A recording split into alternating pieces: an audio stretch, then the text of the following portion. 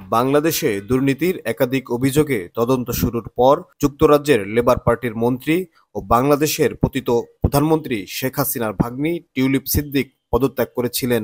এবার যুক্তরাষ্ট্রের শীর্ষ ধনকুবের ও নবনির্বাচিত প্রেসিডেন্ট ডোনাল্ড ট্রাম্পের ঘনিষ্ঠ মিত্র ইলন মাস্ক টিউলিপ সিদ্দিককে দুর্নীতিবাজ হিসেবে আখ্যা দিয়েছেন। ইলন মাস্ক তার সামাজিক যোগাযোগ মাধ্যম এক্সে গত 15 জানুয়ারি সন্ধ্যায় একটি টুইট শেয়ার করেন, যেখানে তিনি টিউলিপ সিদ্দিকের পদত্যাগের বিষয়ে মন্তব্য করেন।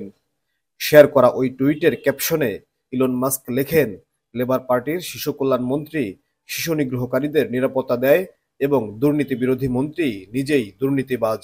টিউলিপ সিদ্দিক যুক্তরাজ্যের অর্থ মন্ত্রণালয়ের অর্থনীতি বিষয়ক মিনিস্টার ছিলেন। তার উপর ছিল দেশের আর্থিক খাতে দুর্নীতি কমানোর দায়িত্ব। কিন্তু বাংলাদেশে দুর্নীতির একটি মামলায় তার মা, ভাই বোন এবং খালার পাশাপাশি তাকেও অভিযুক্ত করা হয়েছে। এই বিষয়টি গণমাধ্যমে আসার পর থেকেই তার উপর পদত্যাগের চাপ বাড়ছিল, যদিও টিউলিপ সিদ্দিক এসব অভিযোগ বরাবরই অস্বীকার করে আসছেন।